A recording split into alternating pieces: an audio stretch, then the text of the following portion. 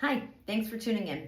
Today, I really want to talk about disordered exercise or identifying whether your relationship with exercise is disordered and how, once you identify that, what do you do about it? What's really exciting right now, I think, on social media, on lots of podcasts, is lots of folks talking about being recovered from an eating disorder and fueling more and learning how to do that and how that may be part of their recovery. Some eating disorders are easier to identify. Some of you may be in what is sort of in the field known as pseudo recovery, where you've maybe gotten treatment, whatever that looks like, and you're recovered in the way in which maybe you're eating enough, maybe your food is very rigid. You're much healthier than perhaps when you sought treatment. What happens a lot for people is the exercise piece is kind of the hardest piece for a lot of people to get over. And one of the reasons for that is we live in a culture where wellness is really praised and exercise is something that we all should be doing, right? And we live in like a hustle culture, and so doing more often seems like it's better. And you may be like the fit friend who gets praised for that. And if you did have eating disorder treatment, it may be hard for you to recognize that this piece of, something that you're grappling with is still stuck. And so that's the kind of quasi or pseudo recovery piece. Or you may not have an diagnosable eating disorder, and you may have been able to just kind of work through your eating with either an RD or a therapist or both, but didn't need a higher level of care. But the exercise piece is something that many professionals in the field, including many treatment centers, still don't have a grasp on and still don't know how to help you with. Or maybe they do, but you're not sure what your relationship with exercise sort of looks like right now, and is it okay, and does it feel like it is controlling you? So that's what we're going to talk about. So I'm going to ask you some questions, and I just want you to think about them. Maybe you want to get a pen and write them down so you can kind of journal about them or ponder them, explore them. So, do you take rest days? I bet you knew that one was coming. That feels like an obvious one. And do you take planned rest days? Do you put them in your schedule? And do you abide by them? What do you do on your rest days? Do your rest days consist of like a really long hike? Sometimes that's okay. And sometimes, depending where you are at, you need actually like a rest day where there's very little activity other than like hanging out with friends and going to the park, or really like walking, but not a full hike. And here's another one. Do you take unplanned rest days? Do you listen to your body when it's telling you it's tired? Do you listen to your body when you start to have aches and pains and say, maybe I just need a day or two off? Do you listen when you're sick? So one of the ways in which we can identify sort of over-exercising versus, I hate using the word healthy, but a kind of more regulated relationship with exercise is when you are sick, can you tolerate taking days off? That's a really important question because your body needs you to rest, to recover from whatever your illness is. Also, if you're in pain, do you take a few days off so that you don't get a full-blown injury? That's a really important question for you to ask yourself. Do you know when you're in pain? Do you know when your body is saying too much? Often an injury forces you, well, almost always an injury forces you to stop exercising. And if we were able to stop exercising before the injury became a full-blown, let's say like bone injury or tendon injury, you might have been out for a few days, but not a few months. So it's really important to think about, am I actually taking care of my body or am I doing too much? So I really want to encourage you to think about rest days. And what do you do on rest days, and how often do you allow yourself to take them?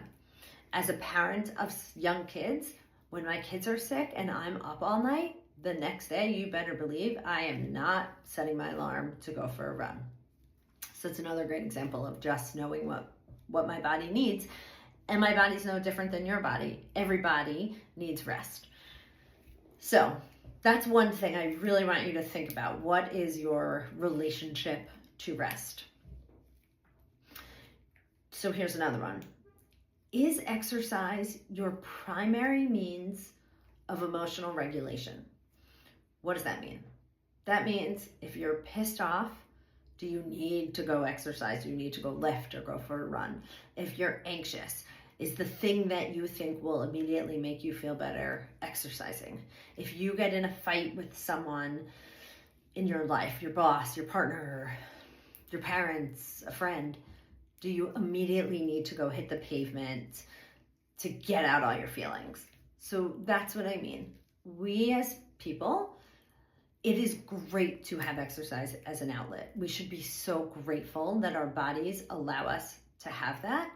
And we need other ways of emotionally regulating ourselves, whether that's meditation, talking to someone, being in regular therapy, having relationships that feel safe enough that you can go talk to those people.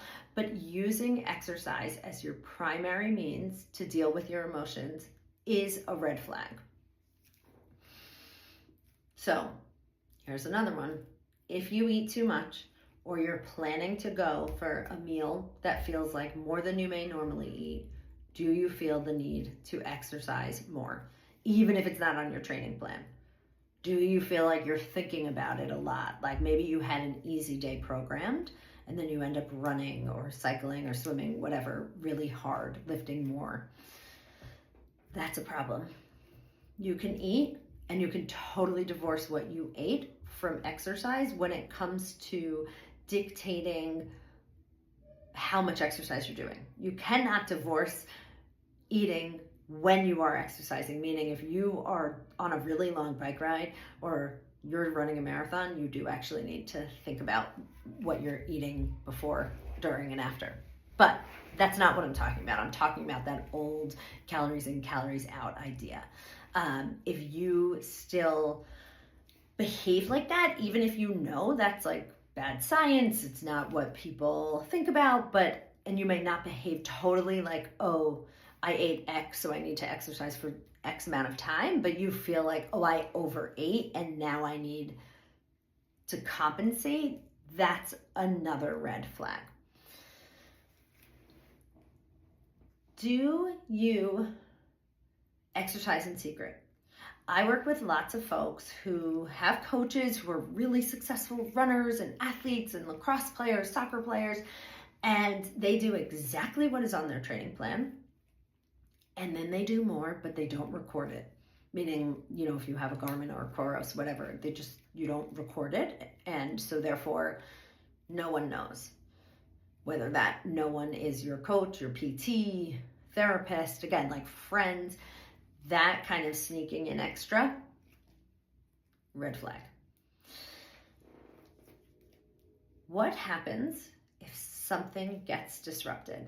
Something happens to your day and you were going to run, you were going to bike, you were going to lift, whatever, you were going to practice and you can't, like work took over. Can you tolerate that? So that's kind of an unplanned rest day, but serving a different function, like something out of your control happens. Maybe your kid is homesick. Maybe the weather's awful. Again, like a work project, something like that. Can you focus on what needs to be focused on, or are you focused on the fact that you missed that workout? Red flag. And the thing that I really want you to think about is, do you prioritize your exercise over all other activities? Now, there's some version of that is necessary. I am a mom, I work full time, and I currently run marathons.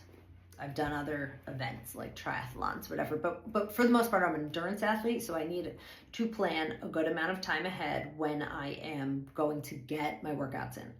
And I'm married to an athlete, so we have to look at the calendar and we have to figure that out, and we do prioritize our time, for sure. That's fine. But do I prioritize it above everything else? No. Do I show up to my kids' events? Do I show up to family events? Maybe I move my schedule. Like, I have been known to start runs really early in the morning, but if I do that, I can still show up in the afternoon. If you run really early in the morning and then you're sleeping through your kid's dance recital, that is not acceptable. So some level of priority does need to happen, but saying no to events that you want to attend because you need to get your training in, that is, again, I'm going to call that a yellow flag, because some of that can be helped by recognizing what your priorities are. How do you shift your schedule to fit things in, particularly if you're a new parent or you're in a new job and things transition.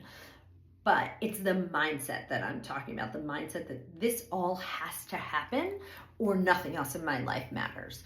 I'm not talking to professional athletes. I'm talking to the everyday athlete.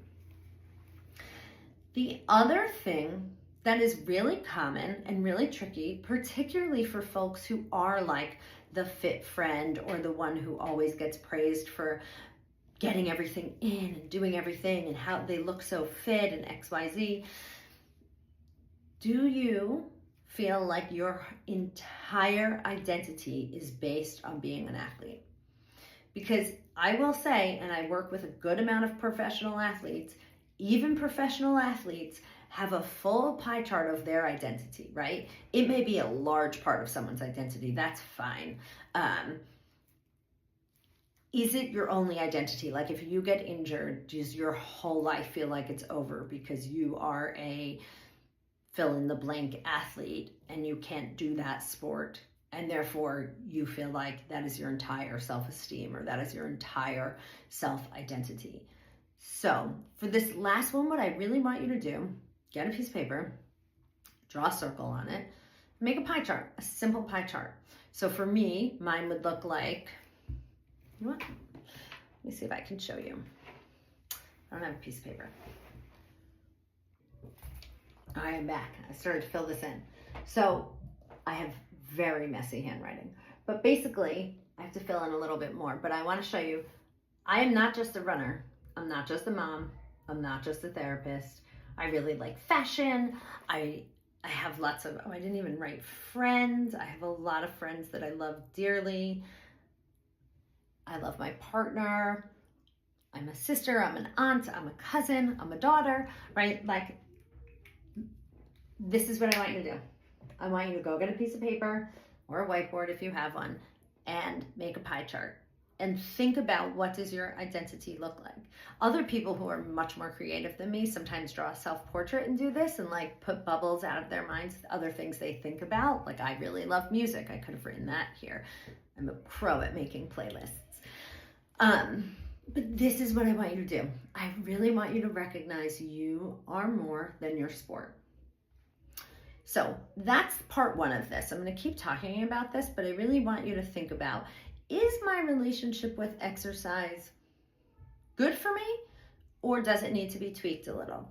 Because while I love seeing all of these influencers talking about their recovery, I do think I really want to help you get from point A to point B, because it's awesome to see these people fueling, and lots of folks don't know how to get there, which is okay. We need help. This is not a replacement for therapy, but this is a supplement or hopefully a motivation for you to reach out to a therapist and get a little more help with this. If you are in New York, New Jersey, or Florida, you could reach out to me, but that's also not the point of this. The point is, I really want to help you identify, do you need to work on your relationship with exercise, and what does that look like?